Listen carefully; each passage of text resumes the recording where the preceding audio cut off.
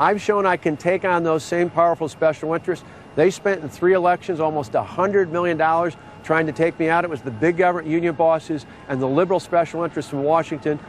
I respect that you've taken on Democratic special interests in Wisconsin, but you've been backed by Republican special interests like the Koch brothers, right? How does that square with what you're saying about taking on special interests, or do you think only liberal special interests are the ones worth taking on?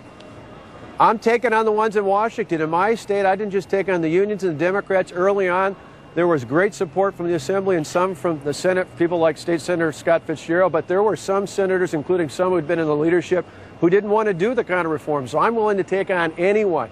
I stood up to 100,000 protesters. I took on the death threats. I took on threats from my family. We pushed back when they took us to federal and state court. We pushed back when they went after our state senators. They went after me in a recall election and we won, and they made me the #1 target in America. #1 in America last year. But aren't the Koch brothers special interests too? Can you give me an example of one time that you took on a conservative special interest?